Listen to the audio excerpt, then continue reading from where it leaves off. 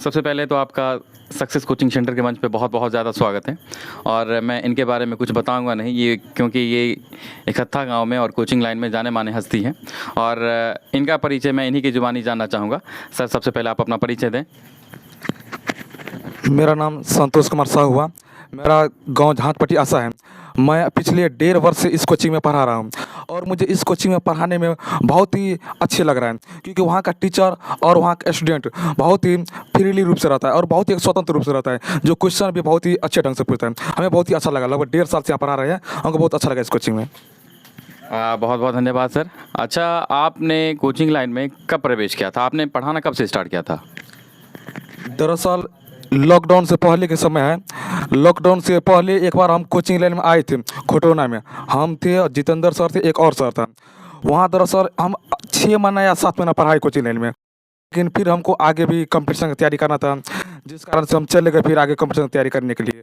पुनः जब फिर लॉकडाउन लग गया तो हम वापस आ गए और वापस आए तो एक खता में आए और एक खता में आप ही से पहले मुलाकात हुआ और इसी कोचिंग में रह गए। अच्छा सर, आपने बताया कि आप कंपटीशन के एग्ज़ाम का तैयारी कर रहे थे, तो कंपटीशन के एग्ज़ाम की तैयारी करने के लिए एक बच्चे को शुरुआती दौर में क्या क्या करना चाहिए?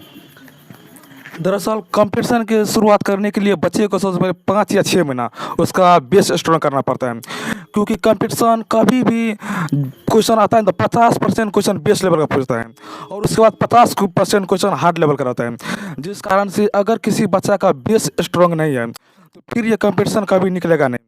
जिस कारण से बच्चा को 5 या 6 महीना पहले एनसीईआरटी बुक पढ़ना पड़ेगा, क्योंकि एनसीईआरटी बुक से बेस अच्छा स्ट्रॉन्ग हो जाता है।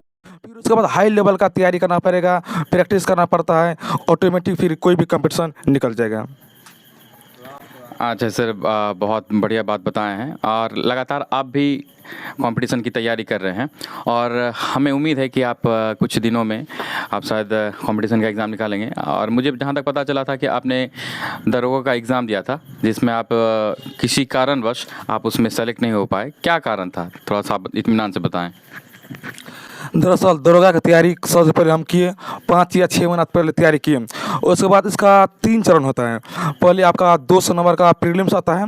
प्रीलिम्स निकलने के बाद 400 का मेंस होता है, जिसके मेंस में 200 का हिंदी होता है और 200 का जीके जीएस रहता है। फिर उसके अलावा फिर रनिंग होता है। तो दरअसल कारण था कि हम तो पूरी तरह से मेंटलिटी फिट थे, लेकिन शारीरिक फिट नहीं थे, जिस कारण से आगे चल के थोड़ा प्रॉब्लम हुआ और छांट दिया गया। तो अब धीरे धीरे हम प्रैक्टिस कर रहे हैं कि अगर फिर अब आगे नेक्स्ट एग्जाम आएगा तो हम शारीरिक और मेंटली दोनों रूप से फिट हो, तभी कोई कंपटीशन निकल जाएगा। अरे सर, आप कंपटीशन के बारे में बहुत कुछ ज़्यादा जानते हैं। अच्छा, आते हैं हम कोचिंग लाइन में, क्योंकि आप भी एक शिक्षक हैं और फिलहाल अभी आप सक्सेस कोचिंग सेंटर में पढ़ा रहे हैं। अच्छा, इसके अलावा मैं ये पूछूंगा कि जब आप पढ़ाते रहते हैं तो आपको पढ़ाने के दौरान क्या क्या समस्याओं का सामना करना पड़ता है, चाहे वो बच्चों से लेकर के हो, चाहे वो कोचिंग के मैनेजमेंट से लेकर के हो? दरअसल जब हम पढ़ाना स्टार्ट करते हैं तो मेरा पूरा फोकस रहता है कि हम बच्चे को अच्छे से अच्छे कंसेप्ट क्लियर कर दें, क्योंकि बच्चे को जब कंसेप्ट क्लियर नहीं होगा तो फिर ये बच्चे को जब अभी से डाउट आना शुरू हो जाएगा तो आगे चल के बहुत प्रॉब्लम आ जाएगा। जिस कारण से हम पढ़ाते वक्त पूरा मेरा फोकस रहता है कि बच्चे को एक ही बार में समझ में आ जाए कि दोबारा क्वेश्चन पूछे नहीं।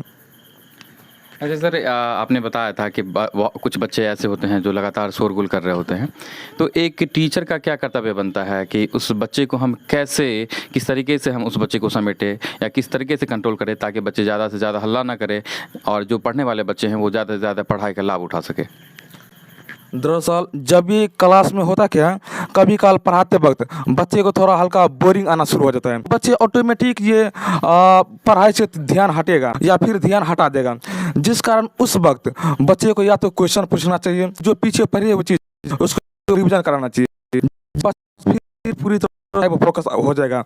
और क्योंकि एक डर बना रहता है कि सब जो पीछे पढ़ाई अगर वो हम नहीं बताएंगे नहीं देंगे तो फिर कुछ जिस कारण से जब ये क्लास में कंट्रोल हो जाए उसमें बच्चे को जो पीछे पढ़ाई हुई चीज़ को क्वेश्चन पूछना चाहिए, फिर बच्चा अपने बैलेंस में आ जाएगा और फिर क्लास को आगे बढ़ाना चाहिए। हाँ, बहुत बढ़िया सर। अच्छा, जैसा कि आप जानते हैं कि जब आप कोचिंग में पढ़ाते हैं तो कोचिंग में बहुत सारे बच्चे ऐसे होते हैं जो बहुत पढ़ने में ज़्यादा बहुत कमज़ोर होते हैं, तो एक बच्चे जो कमज़ोर बच्चे होते हैं उनको अच्छा बनाने के लिए क्या प्रयास होना चाहिए एक शिक्षक का? दरअसल शिक्षक तो चाहता है कि सभी बच्चा मेरा बेस्ट बेस्ट हो, लेकिन फिर भी बहुत सारे बच्चे होते हैं पढ़ाई से पीछे भागता है या फिर घर पे पढ़ना नहीं चाहता है। वो बच्चा थोड़ा हल्का इस बच्चे पर टीचर को ज़्यादा फोकस करना चाहिए, जिस कारण से जो कमज़ोर बच्चा होता है उस पर हमें स्पेशल रूप से ध्यान देना पड़ेगा। और उसके साथ ही साथ बच्चे को होमवर्क रोज़ देखना, होमवर्क याद करवाना। उसके अलावा बच्चे को अगर गाइडेंस और घर का भी गाइडेंस, पेरेंट्स और टीचर दोनों जब मिल के बच्चे पर फोकस करेगा और ऑटोमेटिक ये बच्चा धीरे धीरे आगे बढ़ जाएगा। हाँ जी, बहुत बढ़िया जानकारी दे रहे हैं आप। और लेकिन आप यह भी जानते हैं ना कि जब बच्चे क्लास में बहुत ज़्यादा संख्या में हो तो वहाँ पर आप जब होमवर्क चेक कर रहे होते हैं तो ये पॉसिबल नहीं होता है कि आप सभी दिन उस होमवर्क को चेक करें, लेकिन एक शिक्षक होने के नाते ये आपका फ़र्ज़ बनता है या आपका कर्तव्य बनता है कि होमवर्क को चेक करें। फिलहाल जब आप अगर होमवर्क रोज़ाना चेक करते हैं तो आपके पास टाइम की कमी हो जाती है और आपको 1 घंटा में भी आपको सिलेबस भी पढ़ाना है, बच्चे को आगे भी बढ़ाना है, एग्ज़ाम की तैयारी भी करवाना है, तो इस चीज़ को आप कैसे मैनेज करेंगे?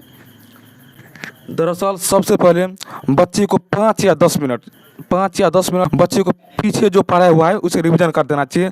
क्योंकि रिवीजन करने से होगा क्या, बच्चे को जो कल पढ़ाई किया है वो उसको पूरी तरह से पीछे वाला याद आ जाएगा। क्योंकि कभी काल जो कोई चैप्टर स्टार्ट होता है ना, वो पीछे के रिवीजन से आगे की टॉपिक समझने में आसान हो जाता है। तो पर सबसे पहले 5 मिनट क्लास में स्टार्ट करते वक्त पीछे की रिवीजन करवाना, फिर क्लास को आगे बढ़ाना चाहिए।